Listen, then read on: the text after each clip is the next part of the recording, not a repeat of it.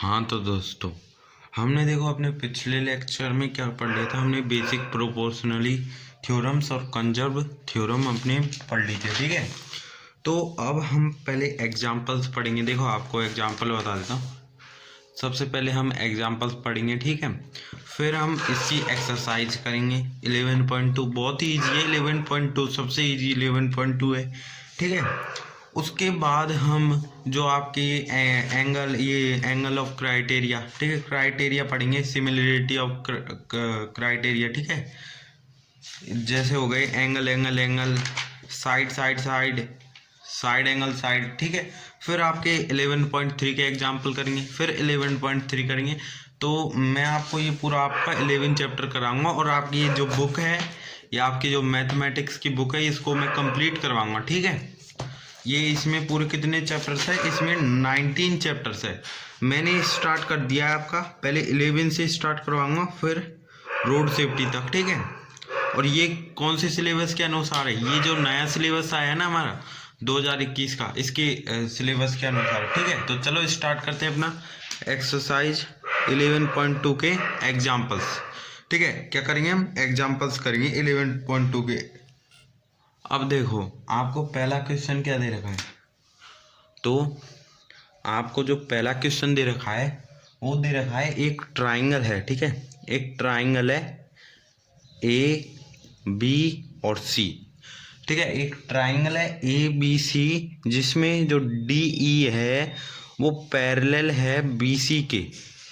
तो एक बार हम बनाते हैं इसको, ठीक है। इधर बनाते, देखो ये मैंने एक ट्राइंगल बनाया, ठीक है। बहुत ही ईजी है, बहुत सबसे ईजी है ये एक्सरसाइज और एग्जांपल्स। ये मैंने एक ट्राइंगल बनाया और ट्राइंगल लिख दिया ए बी और सी, क्योंकि यहाँ ट्राइंगल ए बी सी दे रखा है, ठीक है।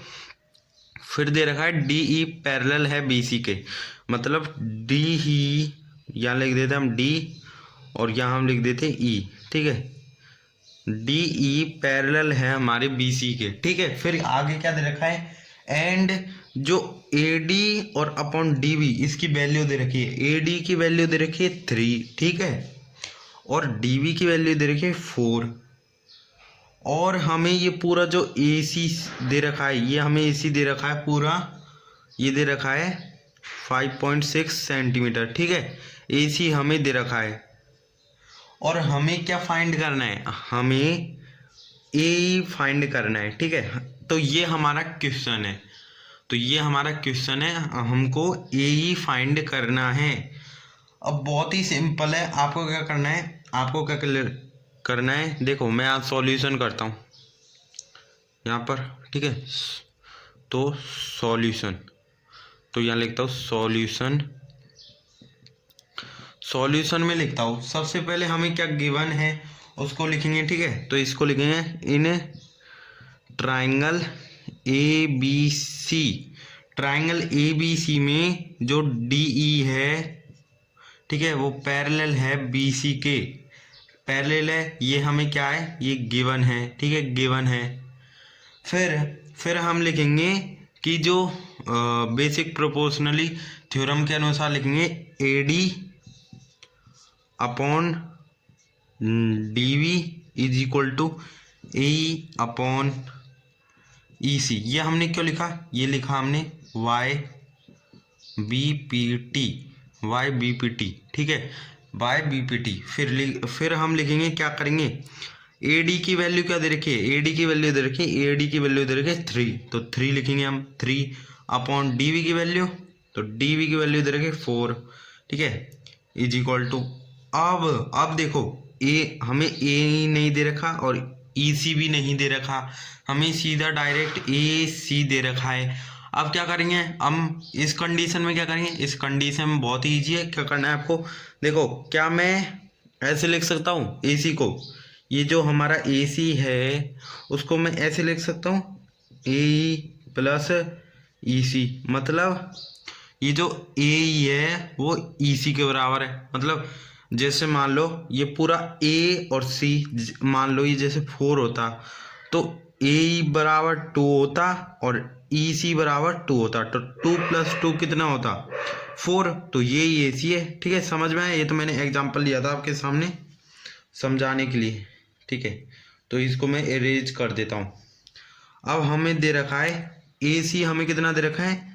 हमें 5.6 सेंटीमीटर दे रखा है। ठीक है, अब हमें क्या निकालना है? हमें EC निकालना है। ठीक है, सॉरी EC नहीं, हमें AE निकालना है, ये दे रखा है। ठीक है, तो हम AE को तो रहने देंगे, और इसको क्या मैं ऐसे लिख सकता हूँ? AC को, इसको क्या मैं ऐसे लिख सकता हूँ? AC minus AE is equal to EC, ऐसे लिख सकता हूँ ना। तो यहाँ मैं लिखता हूँ, यहाँ आ जाएगा आपका AE। ठीक है, हमें AE तो फाइंड करना है, तो AE का जगह AE लिख दिया। अब EC, अब देखो आप EC की जगह क्या मैं ये लिख सकता हूँ? ये लिख सकता हूँ ना, तो मैं यहाँ पर लिख दूंगा AC माइनस AE। ठीक है, समझ में आया ना? मतलब हमने क्या किया? AD की वैल्यू पुट कर दी 3, DB की वैल्यू कर दी 4, AE प्लस EC। ठीक है, मतलब AC माइनस AE। ठीक है, समझ में आ रहा है ना? इतना कर लिया हमने। ठीक है, अब क्या करेंगे? अब इसमें हम क्रॉस मल्टीप्लाई करेंगे, तो ये कर देंगे 3 और AC माइनस AE। ठीक है, बहुत ही ईजी है।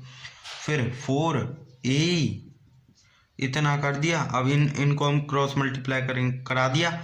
अब इसको इससे इंटू करेंगे। पहले 1 मिनट, AC की वैल्यू हमें दे रखी है, तो इसको यहाँ लिख देंगे AC की वैल्यू को। ठीक है, तो मैं यहाँ पर AC मिटा देता हूँ, मैंने आपको समझाने के लिए बताया था। तो 5.6, और यहाँ पर भी मैं लिख दूंगा AC की वैल्यू 5.6। ठीक है, इतना लिख दिया।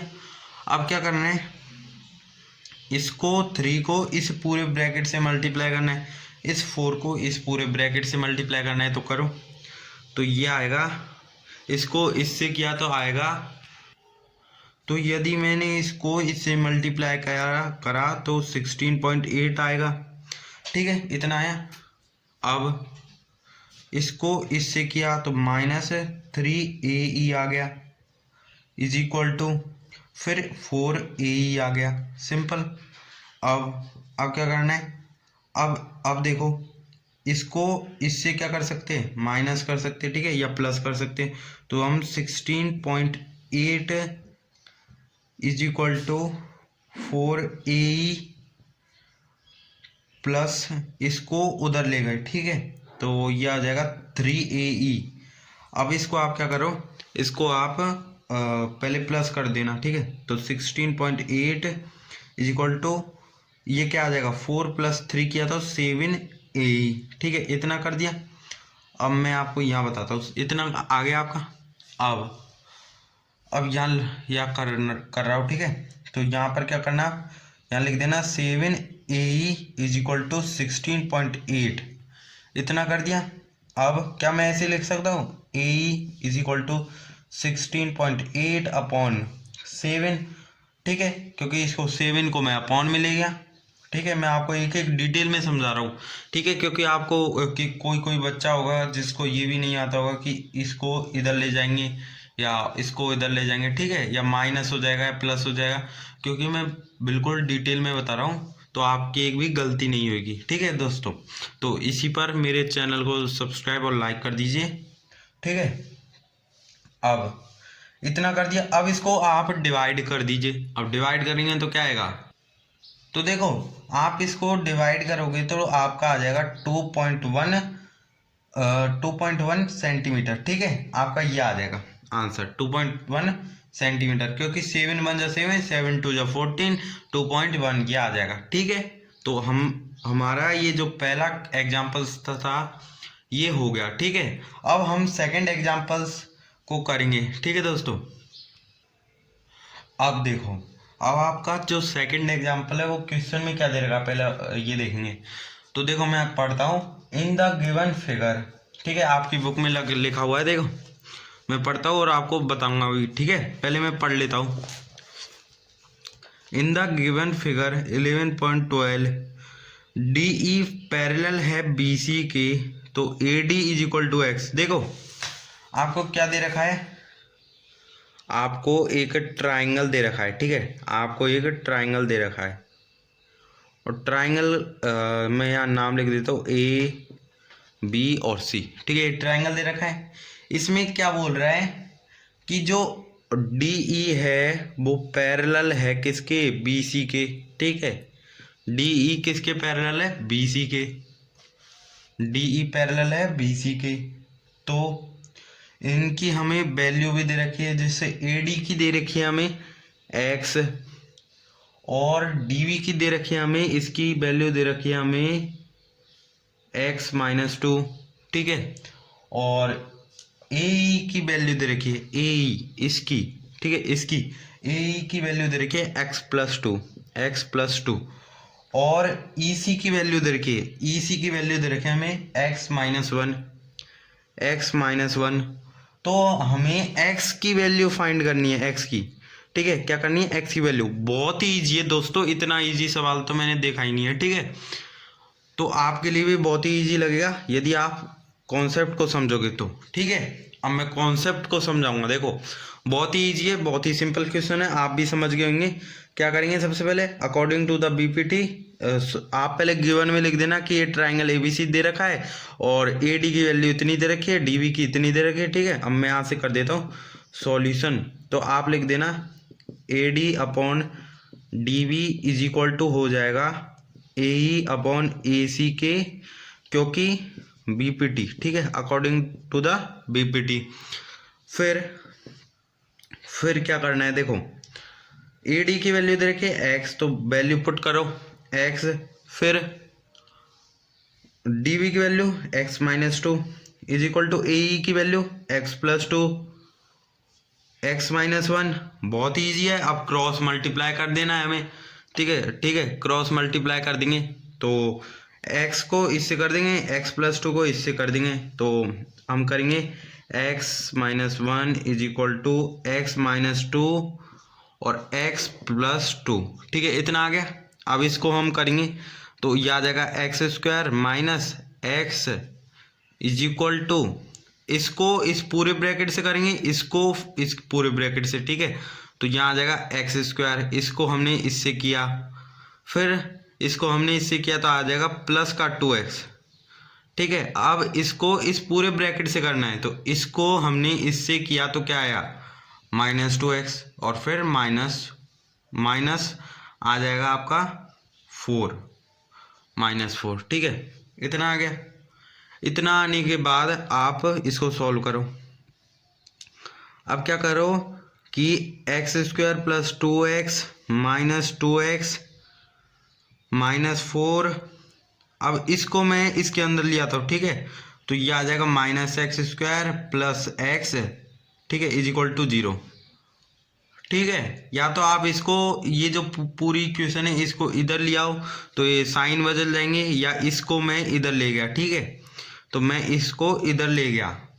अब क्या करेंगे, सबसे पहले हम अपन काटेंगे, ये वैल्यू और ये वैल्यू सेम है, ये यहाँ पर माइनस है यहाँ पर प्लस है, तो ये कट जाएगा। ठीक है, ये इससे कट जाएगा। ठीक है, इससे कट गया। अब क्या बचेगा अपने पास, अब बचेगा अपने पास minus four plus x is equal to zero. इतना बचा अपने पास, इतना ही बचा है ना। अब इसकी वैल्यू हम क्या करेंगे, इसकी वैल्यू क्या करेंगे हम, अब क्या करेंगे हम बताओ, अब क्या करेंगे।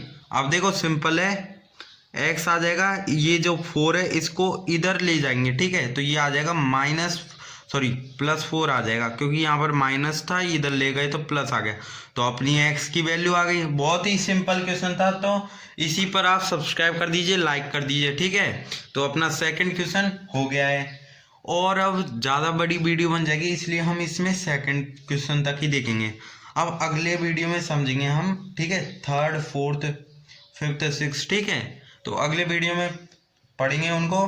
तो यदि आपको समझ में आ गया हो क्वेश्चन तो प्लीज़ हमारे चैनल को सब्सक्राइब करें और शेयर करें और लाइक करें। ठीक है, और आप हमारी प्लेलिस्ट में जाकर class 10th math science SST RBSC और एनसीईआरटी और सीबीएसई, ठीक है, इन तीनों बोर्ड का जो फुल कोर्स है आप वो अवेलेबल देख सकते हैं। ठीक है, अवेलेबल है हमारी जो प्लेलिस्ट है उस पर, तो आप देख सकते हैं। ठीक है दोस्तों, bye, thank you so much. Keep learning keep enjoy.